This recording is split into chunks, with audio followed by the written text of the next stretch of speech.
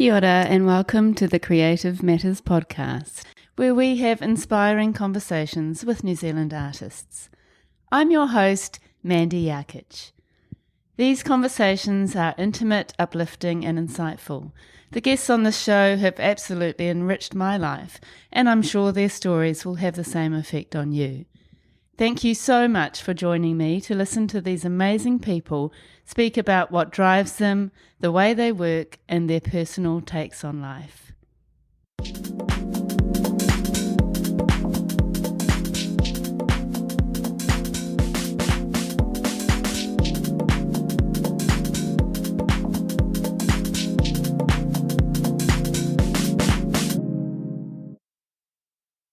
Hi, and welcome back to the Creative Matters podcast. I am very excited to introduce to you Oliver Cain.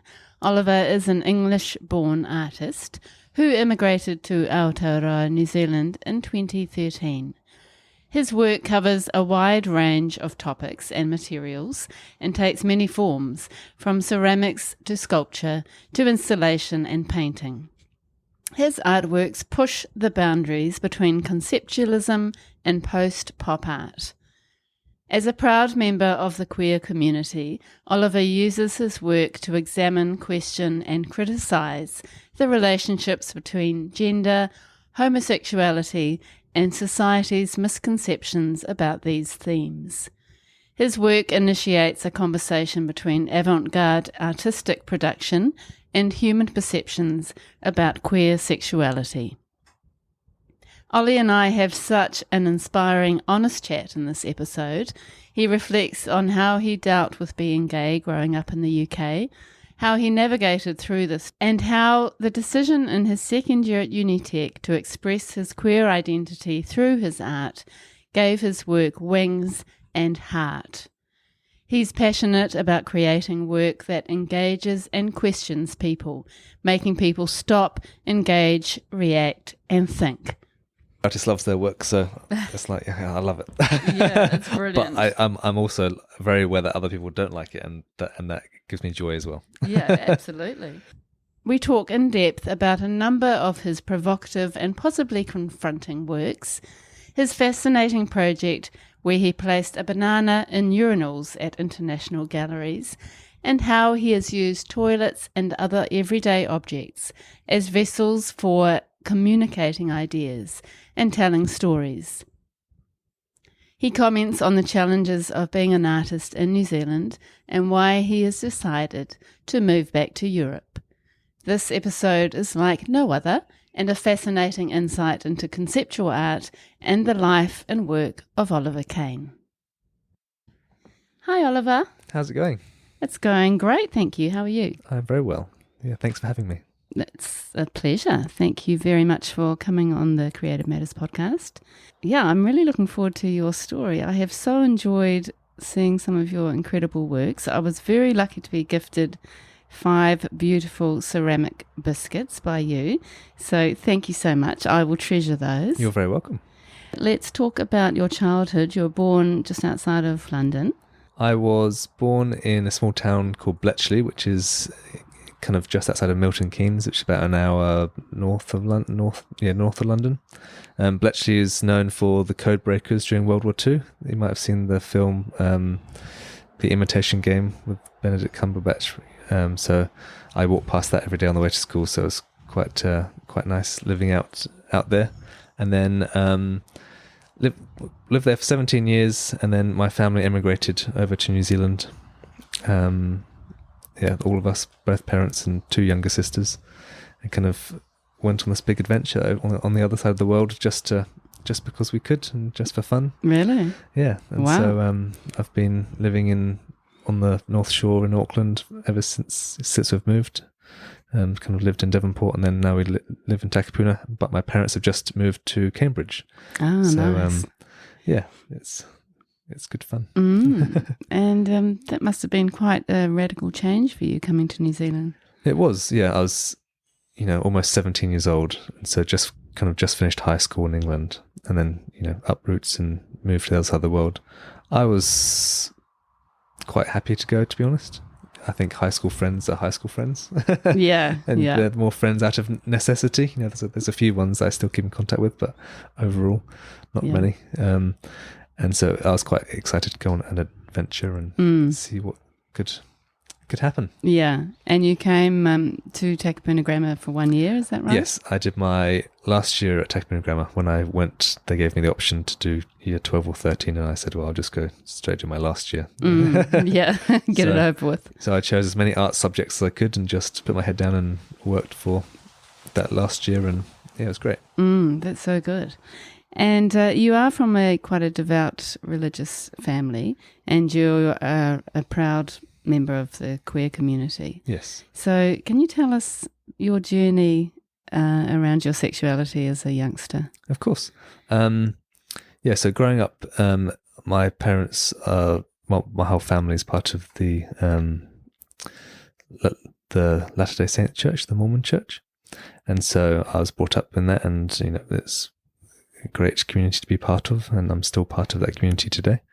And so, growing up within a religious setting, and then also finding out, working out that you're not like other people, and people are, you're not thinking the same things other people are thinking, like, oh, this could be a potential problem perhaps.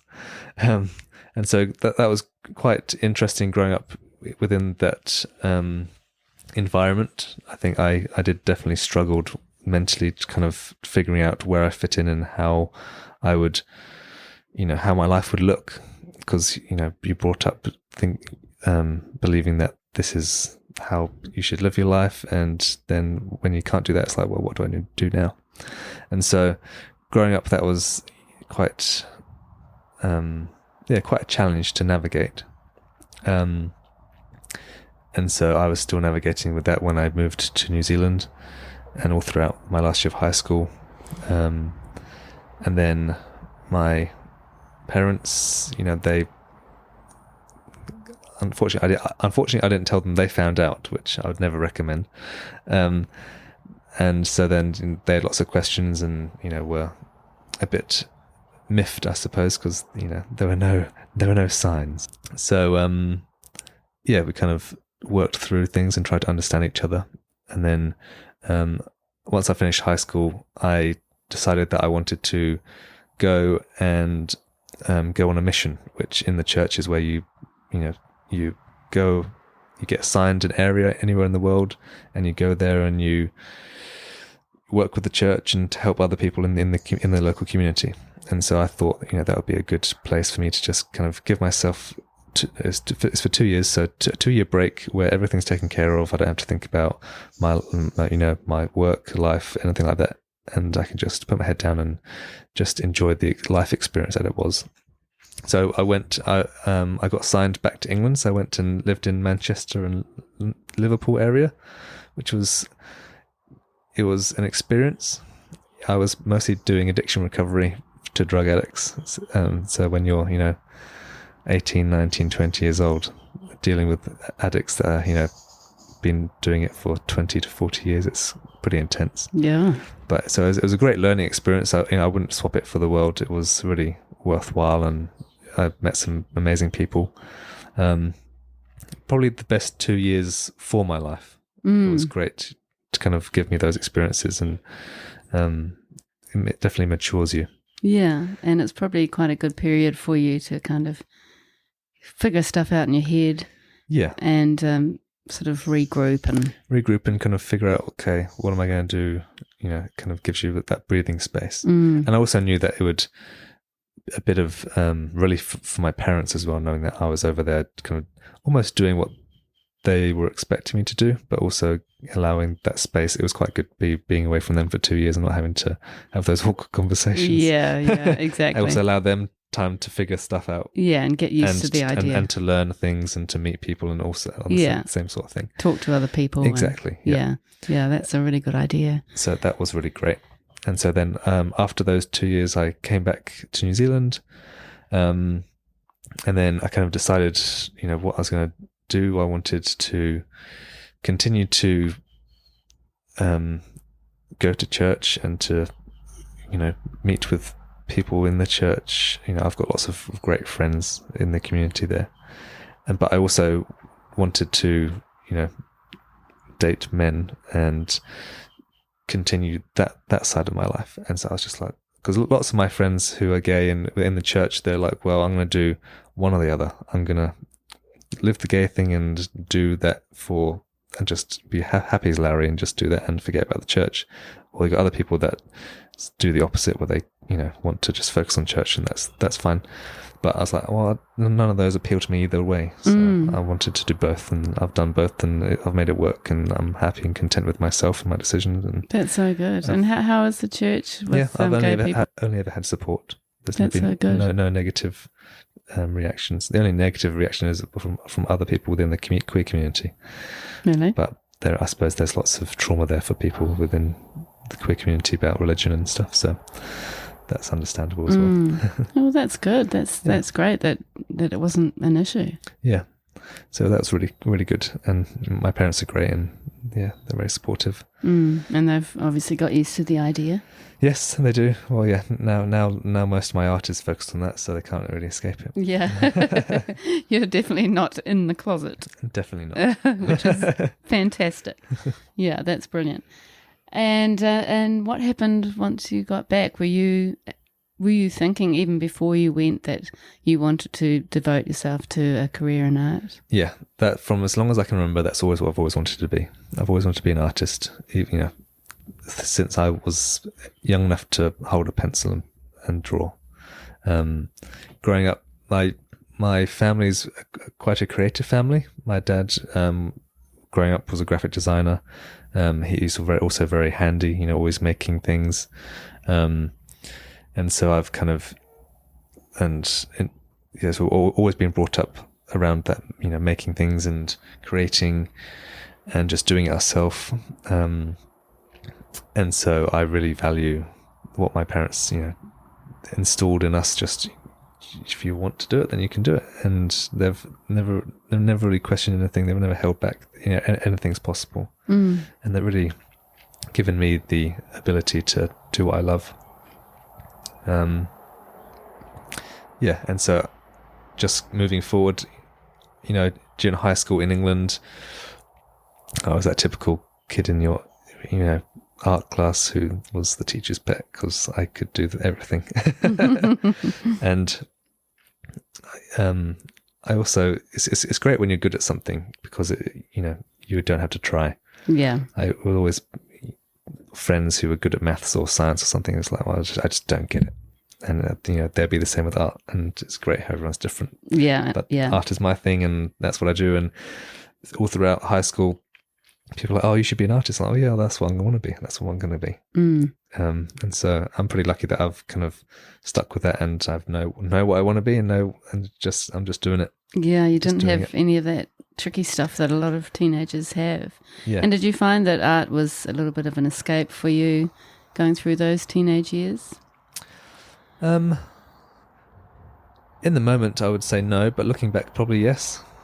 I've always had so many ideas to make things, so it's just creating is just it's my happy place. Yeah, so that's great.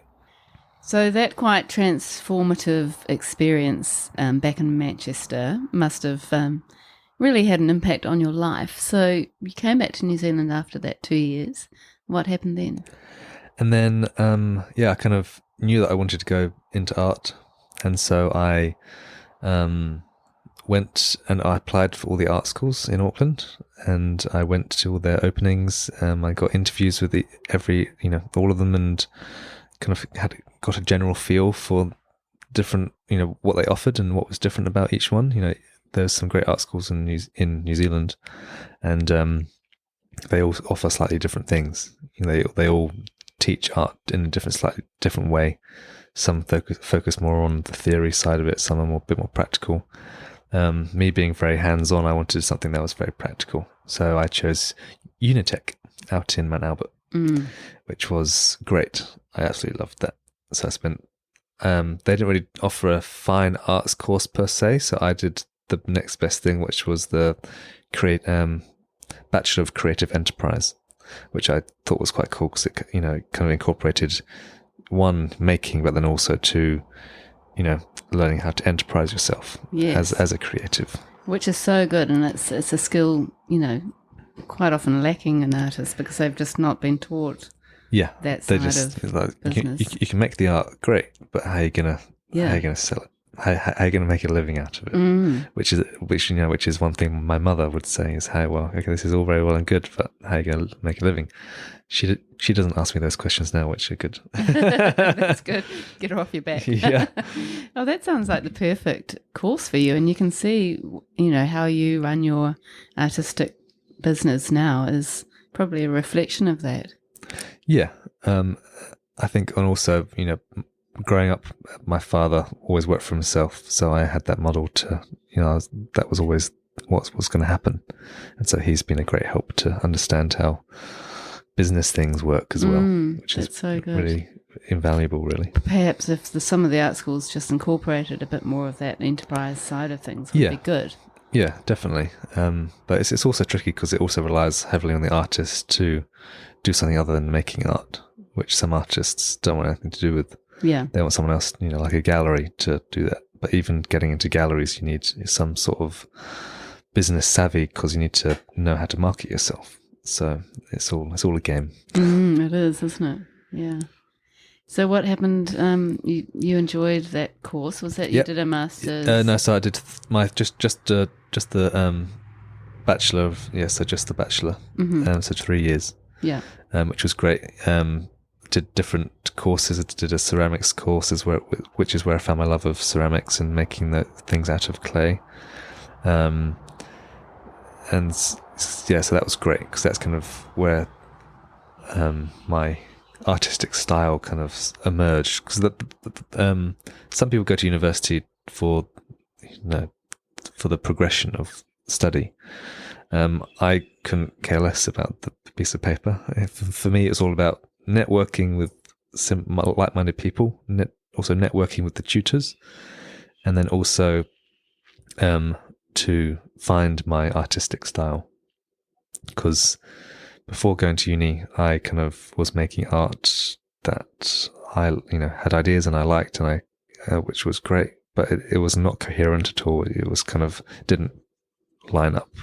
One art piece could be very different from the next. And do you think that's a problem for an artist? Which isn't a problem if you just want to create art for creating art's sake. But if you want to create art to have to be recognized as a brand or an artistic style, then I think as an artist you do need to have one sort of way of creating that people can recognize your work. So that's a whole mission in itself sometimes, because lots of artists, especially younger artists, do one thing and then that gets exhausted and they then they move on to something completely different. And sometimes from a I don't want to always come from a buyer's perspective, but from a buyer's perspective, that some people want to buy an artwork from an artist that they can follow. And throughout their career, their style might change, but if it changes too dramatically, then you're going to not necessarily upset people, but you can confuse people. Yeah, and sometimes you can lose people along the way if you change things. Because people change things, people are like, oh, I liked your earlier stuff, I don't like your new stuff. See you later. Which is also fine because it's not up to what the buyer, what someone's going to buy it. It's up to what you want to do as an art. That's the artist. That's why you make art. Yeah. You should never make art just for making art's sake, just to sell. But with your work, it just seems like it's the perfect combination, because you've got, you do a lot of different things, but they are all sort of connected, as you say. Yes, I do. But then you've got so much potential within each part to build and grow. Yeah. And so during my first year at uni, I was still trying to figure out what I wanted to do and what style and what kind of theme I wanted my art to do. And so the first year I just kind of made pretty generic sort of stuff. And also the first year of uni is not really pretty specific. It's all very broad. But by the second and third year, I thought, well, and this was kind of around the time that I was, accepting myself, my sexuality and that sort of stuff. And I was like, well, I'm just going to make art that is relation into that. And that really gave my work wings. It really gave my work, heart. And people could see that. People can see artwork that has, that has a good story behind it. Even if the artwork is simple, people can see that there's been thought and there's a story behind it, compared to something that's just a little bit lifeless and just made for the sake of making. And so I really enjoyed making artwork that focused on my identity, queer identity, the experiences that I've had, exploring my identity. And so I was always worried to make artwork about what other people thought of it, and which is, what every artist always care a lot about, what other people think. But when making this artwork, I was like, I'm just going to make the most outrageous things that I can think of. And of course, at university, that's what your lecturers want you to make, and they froth over the stuff that upsets people or pushes the boundaries. Yeah. And so they were really encouraging me to push the boat. And so I was like, I'm just gonna, get urinals and put all these bananas in it and make crazy stuff. And I loved making those artworks and then it questions the very essence of art, which is great. Artwork should always be questioning and also confronting and putting new ideas. It was like when I first exhibited some of my artwork in a gallery and just overhearing people what they're thinking about it, or even exhibiting art in more of a public place where you're getting people that aren't really into art having a discussion, which is even more fascinating because they hate it and it's great. Yeah. And the main thing is they're responding and engaging. Exactly. And that's all I want to do is to engage people and to question people. So that's fantastic. Yeah, it's so good. And so when I was, my last year of university, I, started creating these larger sculptural works, mostly out of ceramic, because, I found that love of ceramic through my ceramics course, making objects, playing with how different techniques, like the biscuits I gave you, they're made from molds. So I started using plaster molds a lot, slip casting, making objects, everyday objects. I like the idea of making an object that looked real, or the shape was very realistic, but also played on the idea of it not being made out of what it looks like. And putting it in different situations. Exactly. And then it having different readings depending on where it's being placed. And so I made all these bananas out of I made all these slip cast bananas and then glazed them and made them all very white, because I like the idea of making something very clinical to the idea of versus the idea of the act of sex, or the idea of cruising culture, or all those things that people often have like quite a dirty connotation to, and especially the stereotypes are often quite demeaning, quite dirty, quite grungy. And then putting in a setting like during cruising culture or club toilets, or those sorts of places where gay men would have to go to find those things, because you couldn't go anywhere else. It wasn't safe to do anything else. You had to kind of do it in the dark. And so these toilets became a narrative, a vessel to carry kind of this idea. And so these in the my very first fruit bowl work, which is a ceramic urinal filled with ceramic bananas, I bought a urinal off Trade Me for it wasn't very much. I also like the idea that it was secondhand. It'd been used, it's had its history, which I love. I got that, and then I made a banana for kind of every every interaction I'd had and every kind of sexual interaction I'd had, whether that be, very simple or extreme, and then put each of those bananas into the urinal to fill it up and, almost fill it to overflowing. And it was, to the, outside viewer, it was quite provocative and it was quite, confronting. But when you understood more about it, it was, even more like, wow, this is quite a powerful work. And yeah, I just loved making that work. And I've made multiple iterations of that work since, and that work's still evolving and using different materials and different colours. So that kind of was the catalyst for lots of my other work. And during that time when I made that first work, I also was making another bigger sculptural work, which is two toilets that sit on top of two custom-made plinths that are then lit from inside with LEDs, and they have music kind of coming out of them, like music of a kind of what you'd hear in a club toilet, that muffled bass and audio, which was great. And then I exhibited those toilet plinths at the Eden Art Awards, which are the awards for where all the art schools in Auckland select their top 4 students, and then they show the work, and then there's judged and there's prizes.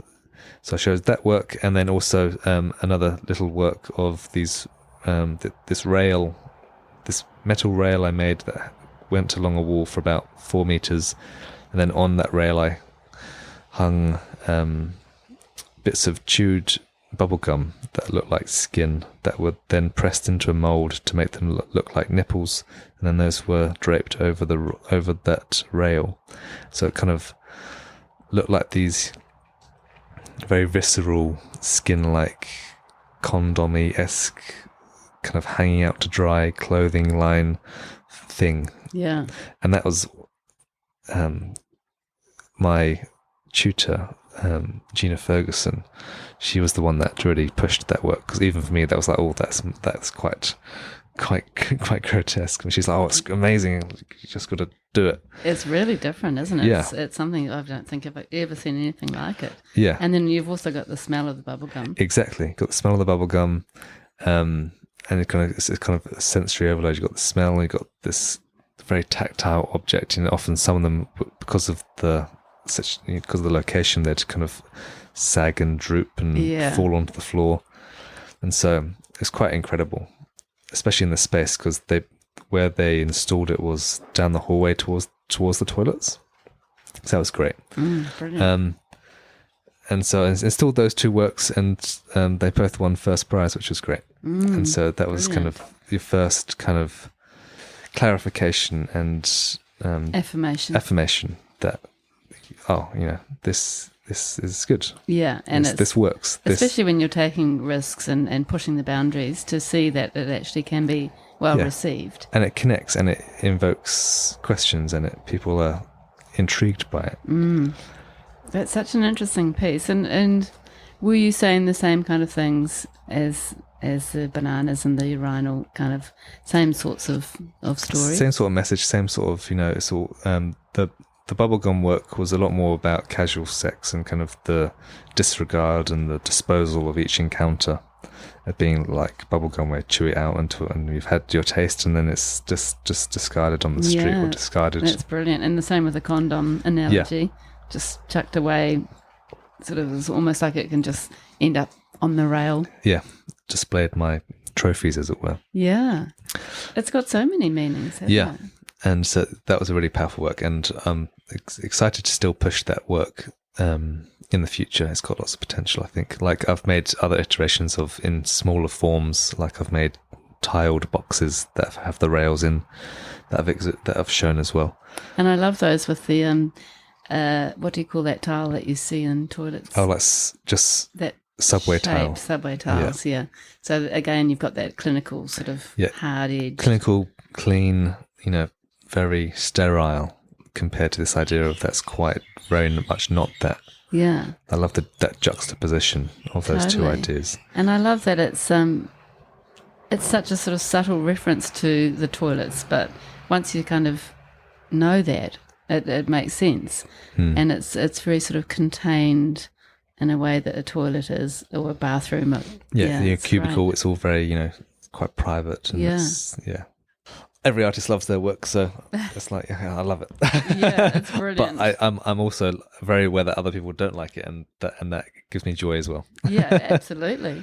And with those kind of works, and we'll talk about obviously your other work as well, but with those sort of works, are they for sale? And who would your buyer be? Yeah. Those artworks are for sale. Usually the people that buy those sorts of sculptural works are someone who aren't new to the art world, like someone who's just exploring their artistic, buying power. Aren't going to buy something like that, because it takes a seasoned art buyer to, buy something that's quite provocative, especially if you're going to hang that in your house.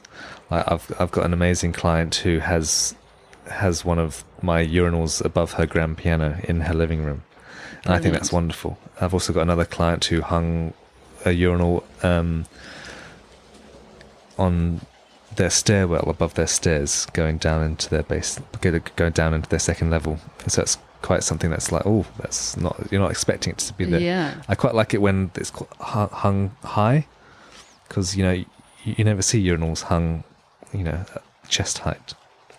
So that's quite fun. And I imagine the people who buy those kind of things it probably doesn't surprise their friends and family.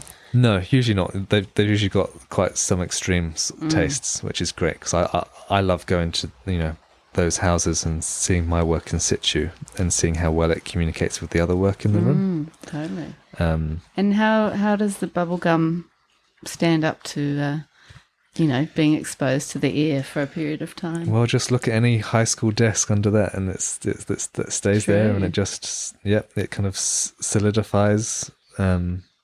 So I've still got bubblegum works in storage that have been there for 2 years, and they're fine. Still got their colour, and still got their slight smell as well. Really? Yeah. Oh, I hate to think what actually goes into bubblegum. I know, right? You don't want to think about. I suppose you never eat it; you're just chewing it for the flavour, aren't you? And hopefully nobody's going to have a snack on their way. Exactly. Past. Yes. Yeah. So that would have been great, I guess, for your confidence, as you said, coming out of university and getting that kind of affirmation. Yeah. So where did you go from there? So kind of towards the end of university, I was applying for lots and lots of art awards, art competitions, and I've continued to do that throughout my career, and I've kind of put lots of that. I've been very proactive in doing that. I know lots of artists have different opinions about those sorts of things and good and bad things about it, but for me, it's where I've got all of my credibility, I suppose, and all of my exposure has been through those sorts of events or those sorts of exhibitions and awards.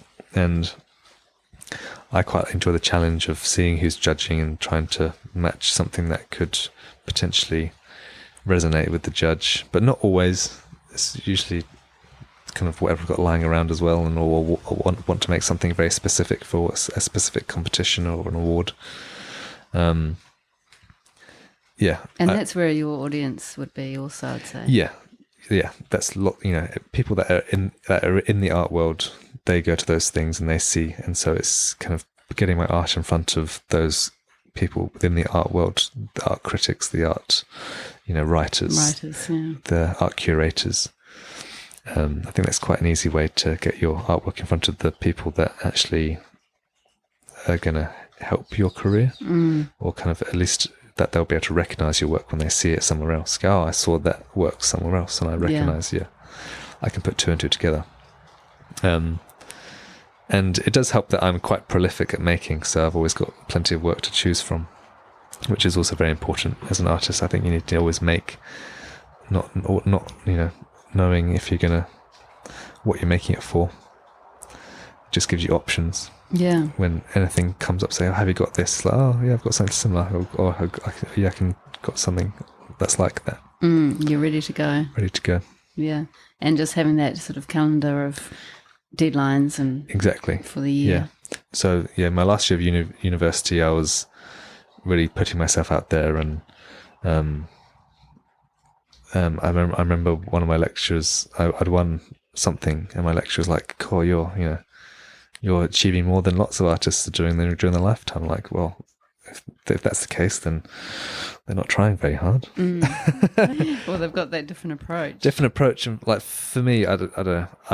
I had an idea of, I wanted to be at a certain level, quite quickly, and I think I was a bit naive in thinking that, because you can't control that. That's not in your control, really. But naive, but also, in a way, it was a good sort of driver for you. 100%. And I'm still driven like that. I want to be out there. I want to get seen by people. I want to interact with individuals, other artists. I want to learn from people.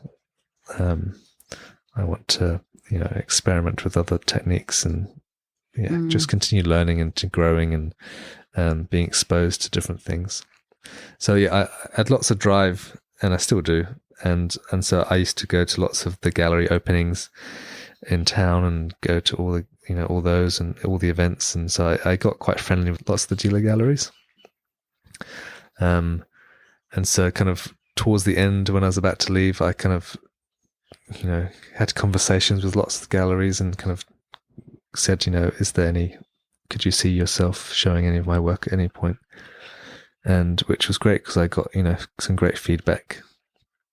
And then, some galleries like, yeah, we'll show you some work. And I got in a few group shows, and, in art school, that's all you wanted to be. All you want to do is show in any gallery. You're happy as Larry if you get, if someone agrees to show your work. Yeah. And did you come up against any resistance? Not really. Like just your typical resistance of saying, galleries saying, "Oh, I don't think you're a good fit," which is fair enough. Every gallery has their kind of look and their feel, and my work is definitely unique and definitely is not for everyone. And thankfully, I was able to work with what are now Fernanda Gallery. They were NKB when I very first started working with them, and then they rebranded. Fernanda Galleries were great because they, picked me up and showed my work, and this was kind of just pre-COVID, and then had my, my first solo show, which was amazing. I was so happy to show my work in a gallery, and it's like you just feel amazing. You just feel like, couldn't get any better. I can imagine. And your work sort of all together would look incredible. Yeah, it was like a candy shop. Yeah. And what was that show? What was in that show? That first show was just a mishmash of everything. It was real eclectic. Looking back, it should have been a bit more filtered out, but I just wanted to, I just got excited. I wanted to show, because, you made work, you want to show it. So I was like, I just want to show everything. So I showed literally everything. So it was cram-packed. So that was great, and they were very, supportive, and they allowed me to do what I wanted. Mm-hmm. And how was that received? Yeah, it was good. Like, you always have an idea of how you want your work to receive, and you're usually slightly disappointed, but it was still great. It was just the beginning. Just the beginning, and it's like, well, yeah, you can't have crazy expectations, or it's good to have a reality check. And so I worked with Fernanda Gallery for a few years, and they were very helpful, very wonderful, a great team there. Every year I try and do a Pride show around Pride in February, and so they were very supportive of me doing that. And I did do a solo show around February every year to show those sorts of works, which were great, and created a lot of hype around those. And then, like I said, during during COVID and after COVID,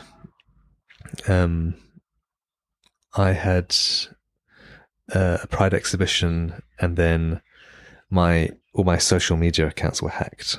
Oh no. And that was a whole drama in itself. And so spent a month trying to get all those back. Eventually got those back. That's terrible, isn't it? Yeah, it was just the only way I could kind of figure out to get any response from Meta was to go to the media and say it was around Pride and it was an attack, which it was a targeted attack by some individual who'd wanted to hack my accounts. Really? And you think it was connected to your content and your it was connected to my around Pride. Really? I know this because of what the individual tried to post on my accounts was very linked to the stereotypical, hate against the queer community and gay people. And so terrible. Oh, that's awful. And so that was not nice and kind of, shook me up a bit. Yeah, I bet. And then I eventually Meta got in touch with me after I had a few media, posts with Herald and stuff and all that stuff. And they kind of explained that, it was, your account was hacked and they tried to post this content and we, blocked everything. So I blocked my Facebook, Instagram, WhatsApp, anything that was connected to me was blocked. So I managed to get all those back. So I thought that was the end and that was great. And then a few months after that, my house gets raided by the police at 6 a.m. What? Yeah, because they were trying to look for the content that was posted by the hacker. Really? And so, my whole house was flipped upside down and they went through everything. And that's just awful. So that was even more horrendous. That's horrendous. And it was the family house as well. So, mum and dad was dragged out the shower and mum was out of bed and we all sat down to the living room and handed me the search warrant. It was all very movie-like. It was horrendous. And didn't the police know that you'd been hacked? They clearly didn't do very much research because they could have typed my name in Google and they would have come up with it. But but there we go. And I wonder how they actually learned about it. Well, apparently when Meta blocked my accounts, they sent all of the material that the hacker tried to post onto my account to the police, which is good in the case for, if anything is posted like that in real life, but no one's going to, it just doesn't make sense for someone to post that content on their business page. No.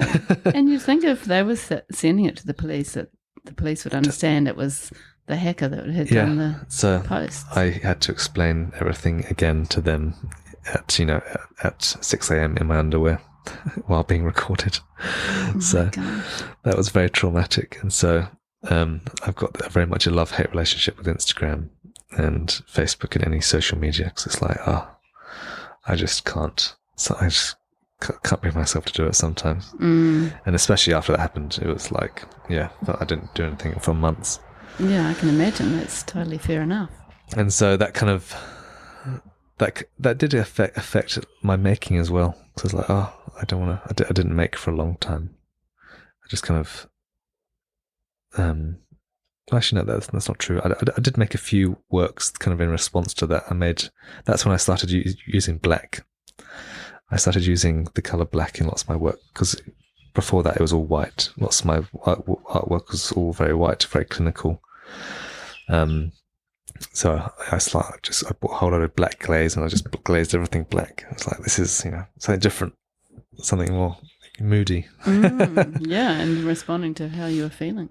Yeah, and so that kind of gave way to a whole bunch of artwork and more kind of ceramic-based objects, urns and vessels and such like. But that was an event that happened. Yeah, that's really interesting. Thank you for sharing that. No, it's fine. I thought about going to the media about the second part, but I was like, it was too. I was like, I'm over it. Gone.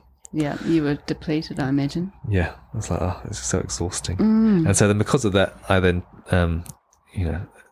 said that I'm going to take a break from dealer galleries and just focus a bit on making and figuring out what I wanted. And so Fernando Galleries were very, great at dealing with that. And they said, take some time and do what you want to do. And yeah, that's so good. And after that really quite traumatic experience, what did you end up sort of creating in response? I managed to get hold of some big slip cast molds of urns, and so I made lots of urns and kind of experimented with making urns and adding my bananas onto them and bastardizing them and creating them my own, and then using black to color them and make them a bit more just evolving from my white. I still was using white as well, but kind of playing something different. I suppose that event kind of helped me kind of shift and trying to do something different and move and not be as stagnant as I kind of was almost feeling. But it still has that real sort of starkness, that sort of shiny black. Yeah, it's still very clinical, very monotone, and still very striking, but it's just something different. And then just continued making new work. I made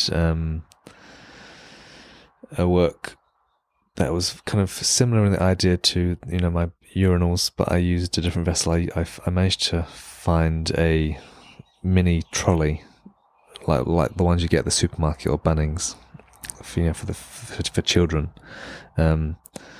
It was actually on the side of the road somewhere, and my sister said, "Oh, you should get that and turn it into an artwork." And I said, "Oh, that's actually a pretty good idea."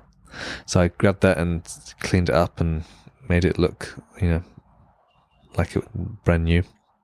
And I was like, well, what am I going to fill it with? I don't want to fill it with bananas because I've already done that. So I was like, well, the next best thing is eggplants, because everyone knows an eggplant on social media and on online, and that kind of metaverse universe is all, we all know what that represents. Yeah, it's got the phallic connotation.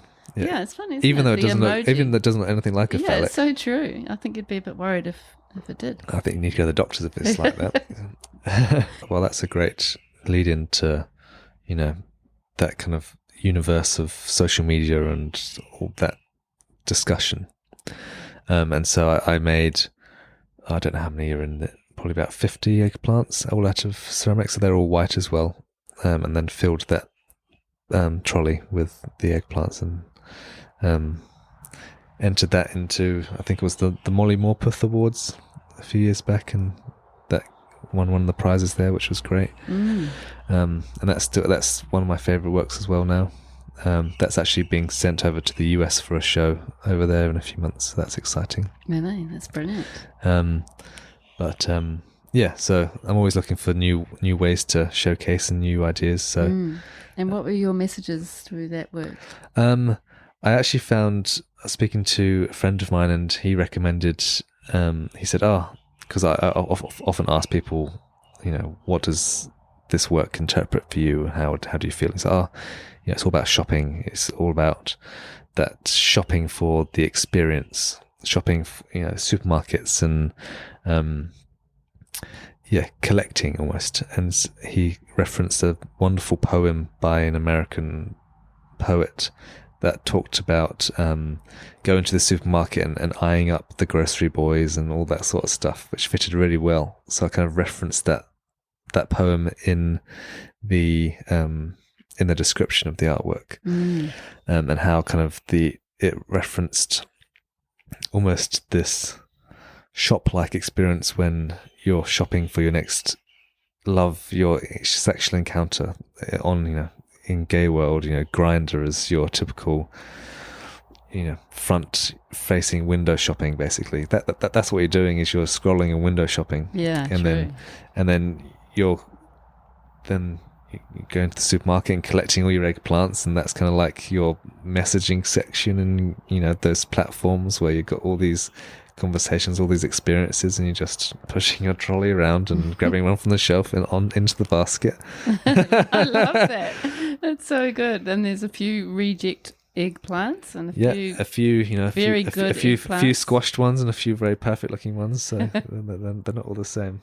I love that. It's such interesting work, isn't it? And it's really nice to be talking to you about your practice, because it is really quite unique. I don't think we've really had a guest who's done this kind of installation work. Or do you see it as installation or sculpture?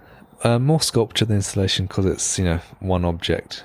I'd view some of my artworks more installation based, like the bubblegum. That's quite installation based. I'm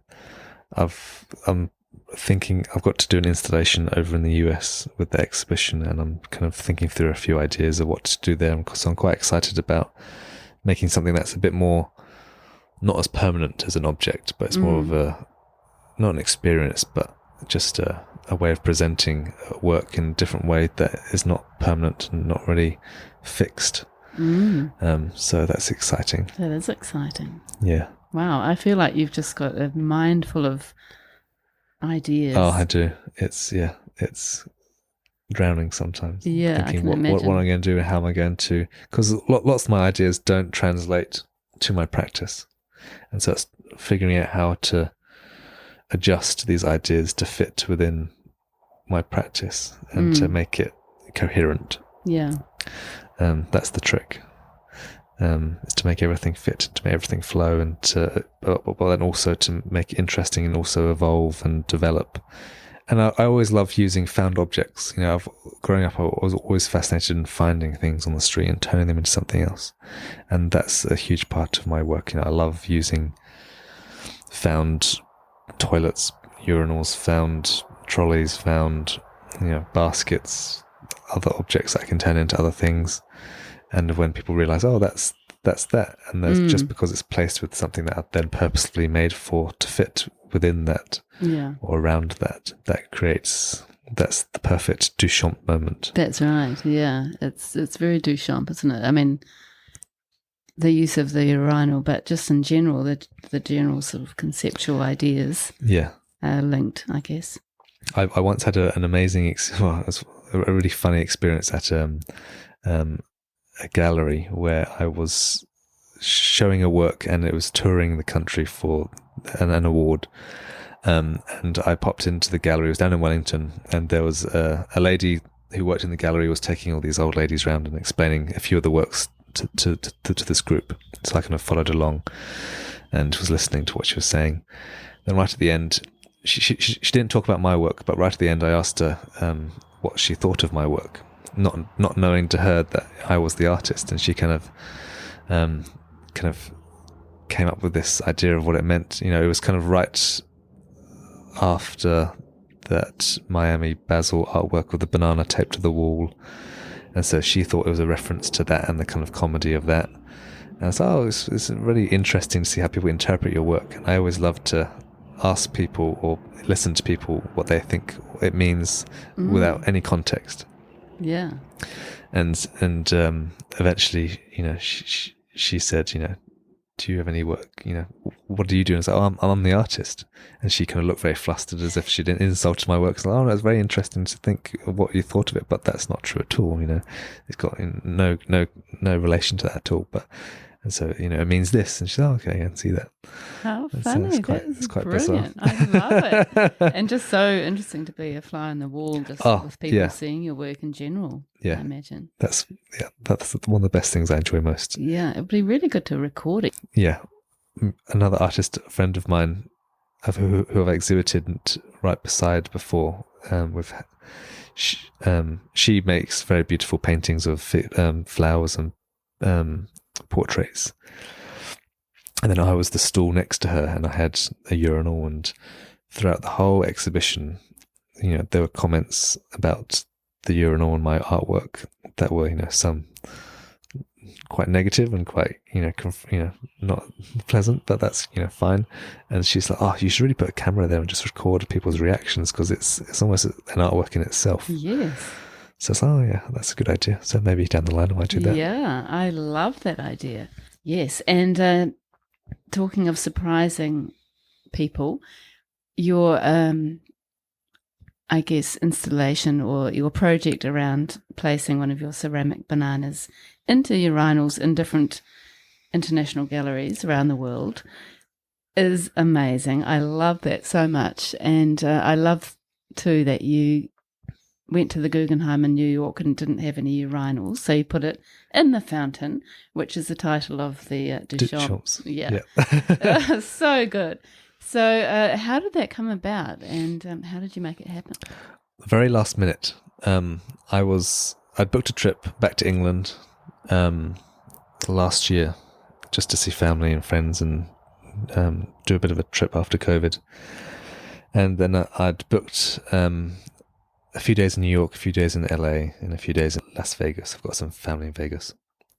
And I was getting coffee with a friend, like probably the day before I was supposed to fly out. And I was like, I want to do some guerrilla installation art, because I'm going to go to all these galleries overseas, and I want to, leave my mark. I want to be part of, the gallery. And he was like, well, why don't you just leave some of your bananas in the gallery? I was like, oh, that's a great idea. It's like, well, we'll just put them in the urinals because it matches my urinal artwork. So I was like, oh, fantastic. Brilliant. Amazing. So rushed home, and then got about 10 bananas that I already had, and then I engraved in the back of them my name, and so that if anyone found them, at least they could, Google my name and or put my name in Instagram, and they could brave enough to pick it up. Well, exactly. And so then every big gallery institution I went to, I'd go to the toilet, usually towards the end of my visit, and then pop one in the urinal. Well, I'd wait until the toilet was empty, because I was like, don't really, that weirdo is just hanging around the bathroom. So the Met was the one I had to wait the longest for people. I was counting people in and out of the bathroom and waiting so that I knew when it was empty, and then quickly rushed in there, put a banana in, took a video, took a quick picture, and then left it there. So good. And did you know what happened with those bananas, or? No clue. No, didn't get any traction from any of them anywhere, but they made a cool picture. I got pictures of all the different urinals in from all the big institutions in England and the US. So good, and it would have given you so much satisfaction just doing it. Yeah, I was like, I'm now part of. I've had work in the Guggenheim, and I've had work in the Met. And that's so good. I'm sort of surprised in a way that you didn't get a call from the gallery director saying, "Hey, love your concepts. Show me more." Yeah, well, and then when I came back to New Zealand, I then wanted to continue it. So I actually managed to get a bit more traction here, because I actually approached them, lots of the galleries, before I did it. It's like, do you want to be part of this project? It was during February, so in Pride, I made it part of the Pride exhibition. I said, for Pride, I want to have an installation artwork in your gallery. Would you have a banana in your urinal? And so I emailed lots of the galleries, got some good contacts. So the Douse had a banana in their urinal for the whole of February. The Tuuru Gallery had a banana in. I actually installed that banana with Sir Bob Harvey, because he thought it was a great idea, and he jumped on board with it, and he was very excited to. And he wrote a great article. He did write a great article about that. And then lots of other, a couple of other galleries up and down the country. Auckland Art Gallery. They didn't reply to my emails, so I just went and did it anyway. Good so on you. I went and put it in their urinal. And they do have nice toilets there. They do. Just left it in there, and so that that's a project I would like to continue in the future, and just continue to do it. It was actually really funny in the Christchurch Art Gallery.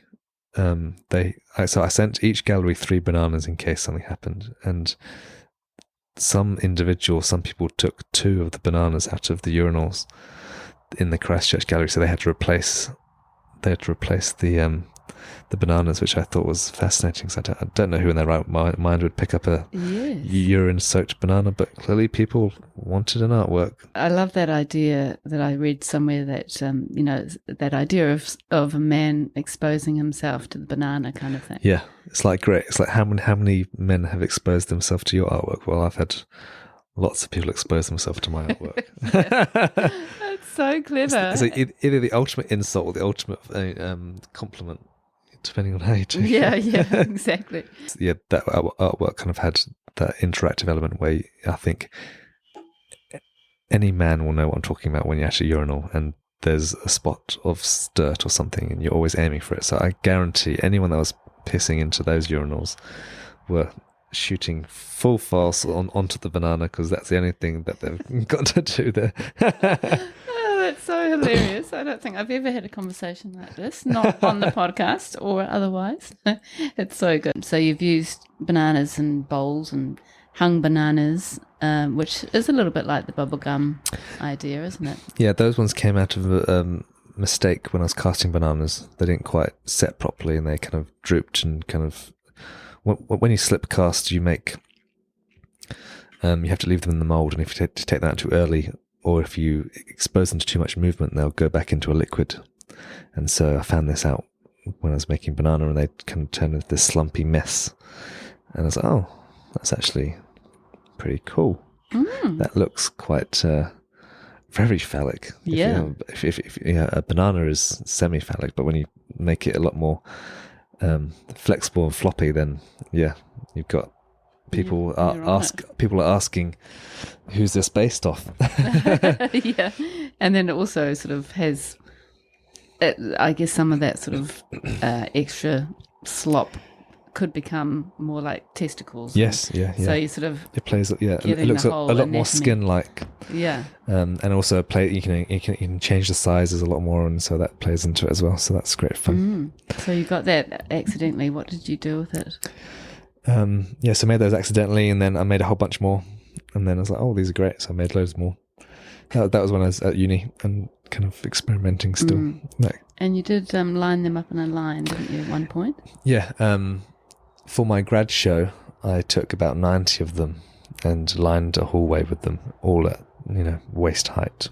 So that was quite fun. I'm actually doing the same thing next week. I've got an exhibition opening at Studio One for a month, and so I'm doing the same thing in one of their galleries. I'm lining the wall with the hung bananas, all at waist height.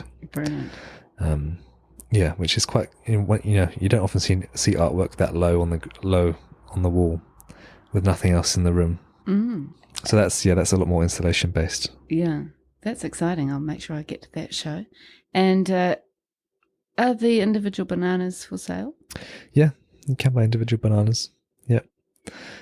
Yes, as much part of the component of other artworks. So yeah, they are available individual. And then you did something quite different, and you entered the World of Wearable Arts show with your appealing misconception. I did, yes. Over the last few years, I'd kind of been intrigued by the world of wearable arts and kind of the different creativity and the worldwide platform. That I think that was the most appealing for me, was having such a platform to show your work on. So I kind of drew up a concept of what I would do. I wanted to make an outfit that would correlate with my art practice and resonate and be recognizable as mine. Still sticking with the bananas, still sticking with the white, but make it into an outfit. And I was like, well, how am I going to do this? I want to make it look like my ceramics, and I'm not going to make it out of ceramics because a human wouldn't be able to wear that. So I looked online and found a place in China that made fake fruit bowl fruit and bananas. So I bought 500 white unpainted polystyrene bananas. And then I was like, cool, there's my bananas, nice and light. And then I made, with the help of my dad, we constructed a bowl dress shape out of 3mm plywood and fiberglass, and stuck all the bananas on it, and then made a top that kind of looked like a banana peel that was, peeling, and the person was, coming out and being revealed. And so, yeah, spent a good month or two making that. Big gamble, because when you enter in your first year, you got no idea if it's actually going to get in or not. But I was like, oh, well, that's just something different, isn't it? Yeah. Something, fun to make. So I made it, and then took photos with it, did a cool photo shoot, and then entered it, and it got in, and then had to make a huge crate for it because it's not soft, so you can't just stuff it in a box. Yeah. And so I made a big crate, and then thankfully one of the sponsors for World of Robots main freight, thank goodness, because then they ship it all down to Wellington and do the performance. And I went down and had a look, and it came second place in its category, which was amazing. And yeah, it's fantastic. That is so good. And you had a male model and a female model. So I sent it with the options of either or, and they put a male model in it, which was great. And Jackson Cook, who's was a great performer, did a great job at giving that outfit life. Yeah. And I love the ideas behind that it's got so many messages, really, hasn't it? But I love the idea of, coming out idea. Coming out idea, yeah. Coming out of the banana skin. Yeah. Kind of thing. Also the name. Emerging. Also the name, I gave it a peeling misconception. It plays on the words of peeling banana and that fun stuff, but the misconception of what you think it is or could mean, or who can wear it as well. Yeah. It's like almost the skin could be like a cover that's exactly, waiting to be disguising unpeeled. Something, or yeah, very much so. And so I kind of got the bug after that. After that year, I then decided that I wanted to do another one last year. So I was like, well, I can't make anything that's similar to that. So I kind of went the complete opposite end. I was like, well, I want to make an outfit that I don't have to make the material. I don't want to pay for the material and all this stuff. So I was like, well, I need to find somewhere that I can work with someone. And the Cancer Society had reached out a few months prior, wanting me to be part of a project that didn't eventuate. But because of this, I knew that they had lots of fabric daffodil pins available. And so I reached out to them and asked if they wanted to be part of, this project where I'd make an outfit for World of Robots and I'd enter it. And they were so keen and,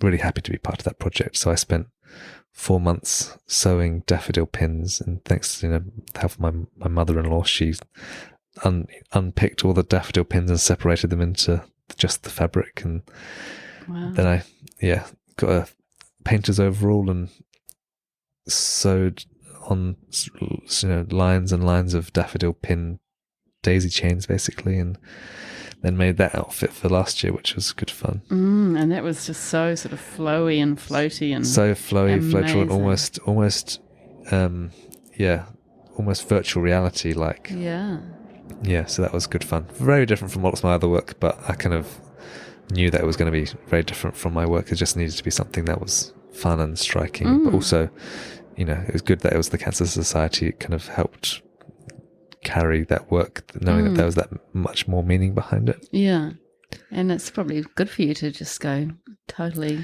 Yeah, it was great. Center. It was great to be just focused on a project that wasn't serious. It wasn't anything to do with my artwork. It was just very fun. It was great to be part of a fun project. It's a really beautiful costume. Yeah, it's great. And you weren't placed for that one? No, didn't place anything for it, but it was great to see on stage, great to see it perform, and the model did an amazing job at giving that one life as well. So much movement, so much joy in that one. Yeah, brilliant. And that's the main thing, isn't it? More than the prize. Oh, yeah, exactly. Wow, you are amazing with your ideas and what you managed to achieve. As if that's not enough, you have another aspect to your practice, which is Cain Studios, and that is painting and sculptures and collaborations and all sorts. Yeah. So can you tell us all about that and why you created this sort of other arm to your business? Yeah, of course. So I wanted, like I said, I love just making and creating, and I often feel like I get stuck in a box and not be able to make some things because they don't match what I make. And so my last 2 weeks at university, I'd been making all these ceramic sculptures, installation pieces, and I just wanted to paint again. So I found some old canvases around the studios and painted them black and white, and then I kind of very inspired by Keith Haring and kind of that pop culture. Like I love pop art and that pop culture movement in the 80s, and love Warhol and kind of what he did and how he made a career out of just making art kind of commercialized. I know he devised lots of artists either love or hate what he did. I love kind of the idea of production. And the same with Keith Haring and what he did. I wanted to make artwork that had meaning and had hidden messages like my ceramics did. And so I thought, well, I'm just going to make these letters and shapes my own little language and hide words and hide insults and hide things that, have been said or are said to, people in the gay community, but also things that related to my life specifically. And so I kind of made these very graphic, very kind of text-based paintings that also, because of the canvases I used, very textured and very kind of almost 3D. So those kind of bubbled away in the background. I enjoyed doing them. People seemed to like them. I enjoyed hiding messages that people didn't find. Like my mother especially hated them because she would find words I didn't put in there, and she's like, "Oh, there's that word in there again. Why did you put that word in there?" And so yeah, it was quite entertaining to make these artworks that people connected to or people wanted to solve, because your mind automatically, wants to put together the words and solve and try and see something that's almost not there. Yeah. And which was a really great idea that I wanted to kind of explore and play with. And then also with me making ceramics and having access to, making objects like that, that was very easily transferable onto object based. So I started doing these hieroglyphic language on ceramics and other objects that I found, because it's cool to give something a bit more personality and a bit more different. And then that evolved into collaborating with companies and businesses and brands to add something different to their staple, or to have a different look. Yeah. And also windows, shop fronts. Yeah. My ceramic artwork is a hard sell to the everyday person, but these Cain Studios paintings and objects are a lot more appealing and a lot more achievable for people. And so Cain Studios is kind of my bread and butter money. That kind of ticks along in the background, and it's a bit more consistent for sales and for getting new ideas, and just a lot more feasible and adaptable compared to my other work. And so it just gives me the flexibility to be able to make my ceramic artworks a bit more carefree. That's brilliant. I can not care as much what other people think of them, and that's often when you make the best artwork, is not wanting to, not even thinking about how other people receive it. And so Cain Studios allows me to create artwork and still find joy in creating artwork and getting that creative release, but also making artwork that's a bit more mainstream, appealable for the everyday person, especially since I can customize very easily, so I can add people's names into it. So I love doing like family portraits, because I can add all the children's names, all the family names, that'd be beautiful. Places. So I really love collaborating with individuals on art pieces like that, because I like making artwork because of making artwork, but it's also nice to work with other people making artwork. Yeah. So it's the whole different dynamic, and very different from my kind of more contemporary art practice. It is different, but it's still connected, which is nice. Yeah. And in the beginning, they were a lot more connected. But as the years have gone by, I've given them more distance and more space, which is definitely better, I think. Because otherwise it was becoming a bit too blurry of what I was doing. And it has more of a graphic design. More graphic design, more creative marketing kind of aspect, which is, again, my dad's in creative marketing, so he's always got lots of great ideas. Yeah. So it's kind of good to bounce ideas off of him and see how I can make other things happen. Yeah. And what a lovely combination. Yeah. it's a happy compromise, of not wanting to, bust all my energy on trying to make my ceramics, try and push them and try and make them for what people want.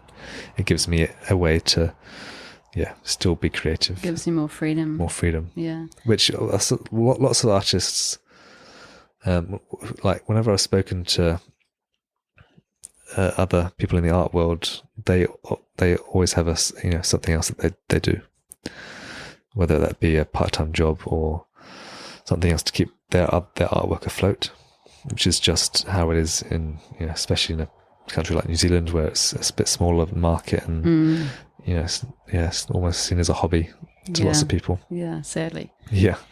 But you are very good at marketing yourself, and your website for Oliver Cain Artist, which also contains Cain Studios. OliverCain.com. Yeah.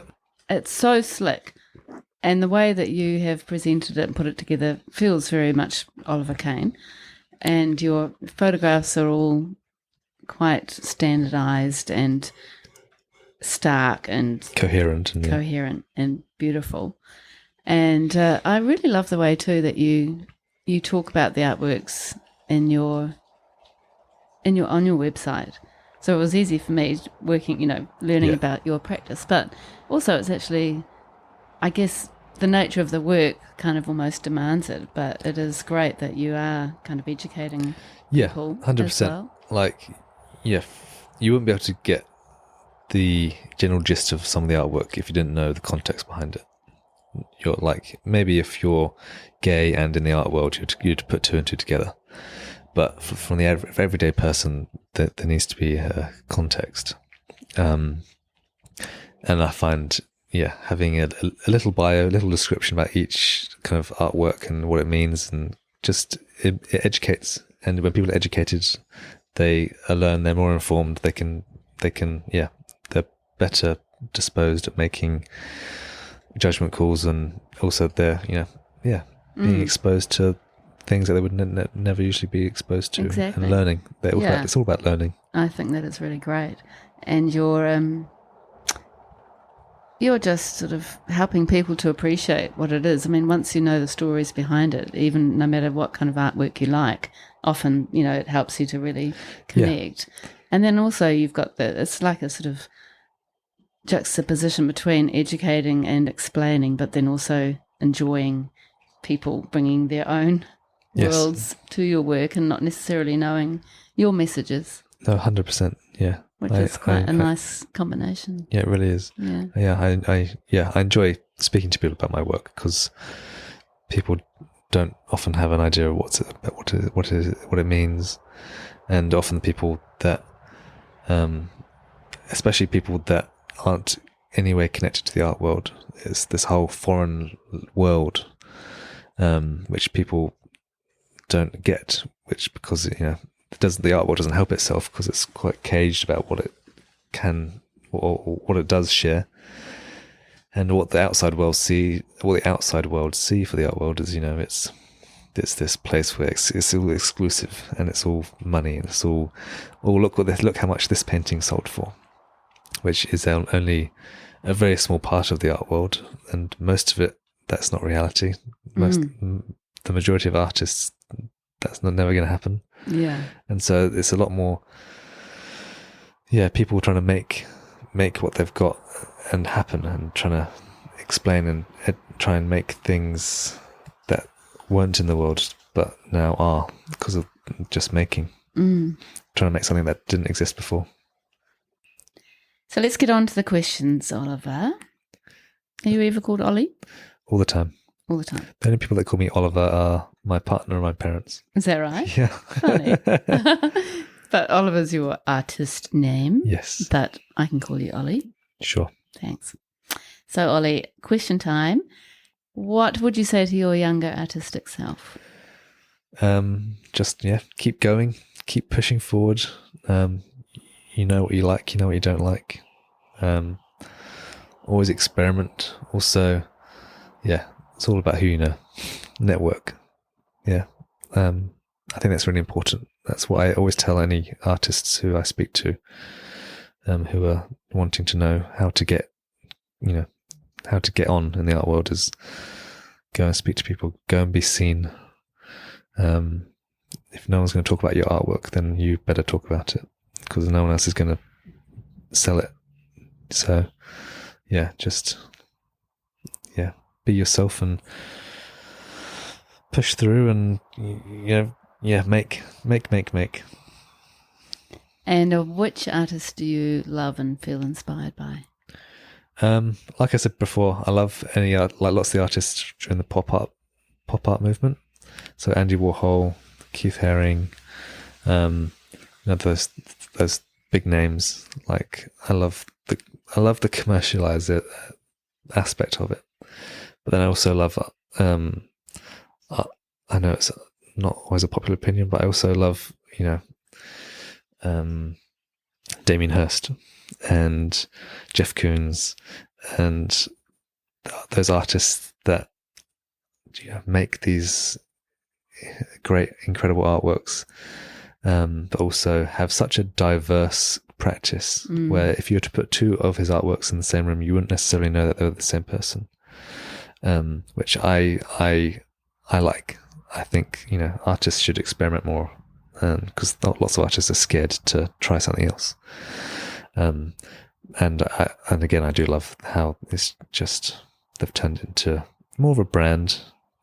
I know that's lots of artists don't like that word, but at the end of the day, that is what you're doing. You are a brand. You're at a certain point, you're no longer that struggling artist. You are your name. You are Oliver Cain. You are. That is what your work is. So I think that's important to keep in mind if you want to, sell or make art that is going to make you a living. That needs to be in your mind. You need to be able to market yourself. Yeah. At the end of the day, life is just marketing yourself. Yeah. No matter what you do. You're not in the business you think you're in. You're in the marketing business. That's what my mentor used to tell me over and over. Exactly. And it's so true. And you might hate it, but unfortunately, that's the world we live in. What do you find is your biggest challenge as an artist? I think starting out, the biggest challenge is just getting exposure, and wanting to show your work and not having the platform, which is still the case. It's still now it's the case of filtering out where you want to show, or who you want to show with, or what you want to show, and kind of what will look best and good. You can't just show anywhere, because some places aren't the best place to show. I'm not talking any galleries, and I'm talking a little community centre that's having an art show. It's just not fair sometimes for you to show an artwork that has had years of building artwork compared to someone hobby artist who's painting in their living room, which is fine, and that's fine. But then also, I think the more you stay in the art world, the more you're in the art world, you realize that location based, just going overseas, you realize how much bigger the world is, and how much bigger the art world is, and how much more funding there is overseas, how much more time given to the art world overseas, how much more of a voice the art world has. New Zealand is great when you're starting out. You can build traction very quickly. You can your work can become recognized very quickly, which is fantastic. But then I think you get to a certain point where it's like, okay, there's only this many people in the art world, and there's only so many artists that can be successful, quote unquote successful, and there's only so much funding you can get because of the government and the different grants and who can qualify. And so I kind of feel that my next step is to focus more overseas and more international than it's just New Zealand, especially for my work. My work is very niche. Within the gay community, the queer community, that scene is a lot bigger overseas in Europe, and also New Zealand as a whole is very conservative. Yeah. New Zealanders might not like to hear that, but yes, you guys are very conservative when it comes to art. Yeah. And in life in general, like very close-minded to lots of things, which is often bizarre because often Kiwis, when they're overseas, they're classed as these forward-thinking, laid back individuals. But then when they come back home, it's like, oh, I've got to put my boots back on and I've got to, get back to being a square. And which is bizarre to me because you would have thought such a small country could have such an incredible forward-thinking, evolved way, almost like, it's kind of almost like Scandinavia, where it's kind of all these revolutionary ways of educating or revolutionary ways of paying artists a living wage. I heard somewhere that New Zealand has the highest per capita artists per population. Really? Apparently, wow. Which is strange. Mm-hmm. But I don't know why that is. But so for the amount of artists that there are in the country, the amount of support that's there is minimal. Yeah. The amount of exposure, the amount of funding, the amount of help that we're given is negligible. And so when I was back in the UK, a few years back in America, you just realize the scale is just, the art world is so much bigger, so much more, everything's more achievable. And almost more potential, and there's more people that are more willing to experiment and to play and to go along with your ideas, and also that like your artwork, that also are more educated in artwork, saying, oh, this is a lot more part of my culture. And that is because New Zealand's very young as well. In Europe you've got galleries that are hundreds of years old and institutions that are thousands of years old, and art is, just look. I studied the Renaissance for a bit, and just look at that movement. That's thousands of years old, and how the importance that art was given back then. The artists were up there with the top of society because they were producing what people wanted, and they were producing artwork that was important and held prestige to people. And now it's hard to just find a voice as an artist, and without artists, there'd be a very different place in the world, because they would not be, I think, very undervalued in lots of ways, which is sad. But at least, if you realize that, you can know how to improve and can kind of to fight your way up. So, are you happy? Do you feel good that you've spent that sort of first part of your art career in New Zealand? 100%. It's probably been the best thing. I think, like I say to all of my artist friends, New Zealand's an amazing place to start. And it's a great place because it's so small. You're competing with a lot. Competing, I say, but you're competing with a lot less people. Yeah.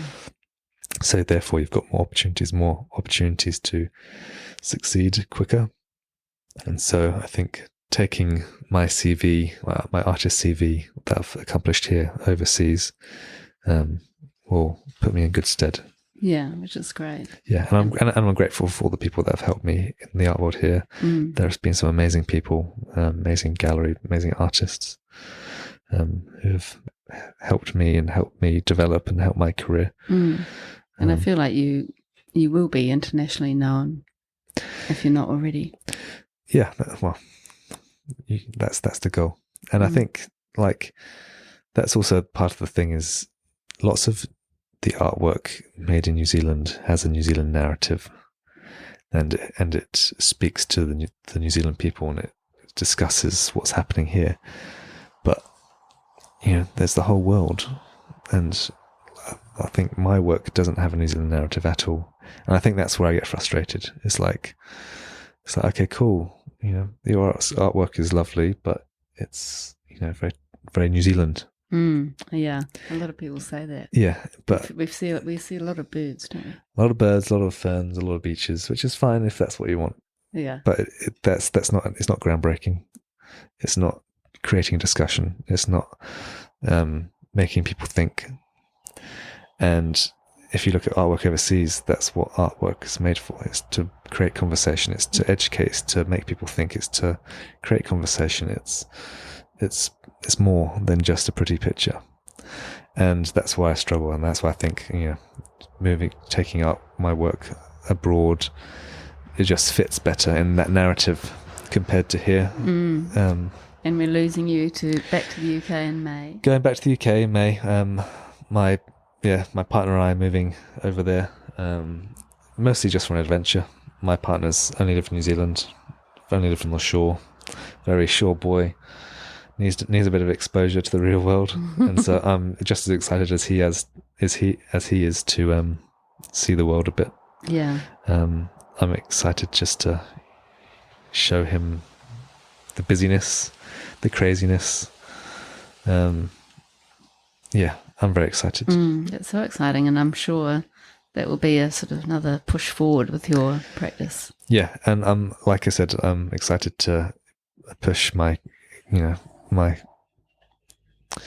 more contemporary practice, but also I think in the UK I'm going to push Cain Studios a lot more and try and work a lot more with collaborating with people. So I think there's got a lot more scope, and especially with a population of 60 million. Yeah, there's a lot more people that are going to like your work. Yeah, that's very interesting to talk about those ideas. I think it will give everybody a bit of food for thought. It's not something we've really talked about all that much, that sort of, being an artist in New Zealand as such. And it's a very interesting conversation. No, it is. And there's only a handful of artists that can successfully say, I make a living off my artwork, which has been my dream for forever, and that's what I want to do, and that's the only thing I've ever wanted to do. So to make it happen, I have to go where I can do that. Yeah. And I've been very lucky to do what I've done here and to make it work for what I've got. I do work part-time as a barber, which is great fun as well. And it's a great way to meet people and network as well. Yeah. So that's always fun, but it's also great to wanting to do something full-time, and only very few artists can say that they do it full-time here compared to overseas, where there's a lot more artists that actually do it and make it happen. And your last question, that was a nice expanded answer for the third question. Thank you. Last question, I think I know the answer, but why do you think you make the kind of work you make? I think I make it to make people stop, and to make people question, to make people ask why, to make people want to know more, want to know what it means. I think that's a great reason, and also to continue to learn and develop my own, and to I make because I have to make, and like lots of artists, they have to make. It just is, and I enjoy making as well. That's the fun of it. And making artwork that is inherently me as well. Is as much part of me as my body. It's an extension of myself, and that's a great way to therapy, and also to express myself, and also to communicate with other people. It's through my artwork. Love it. Good answer. Right, well, that brings us to the end, Ollie. Thank you so much for coming. This has been a fascinating listen, or a fascinating chat for me. And it's been a complete joy meeting you. Thank you so much. It's been great. It's very inspiring what you're doing, and Oh, thank you. I think that you've told some great stories, and you've got some really interesting perspectives, which we will all benefit from and feel inspired by. So thank you. You're very welcome. And anyone listening is welcome to message me and contact me, and if there are any questions, and any way I can help anyone with their art practice, and any help, always happy to help.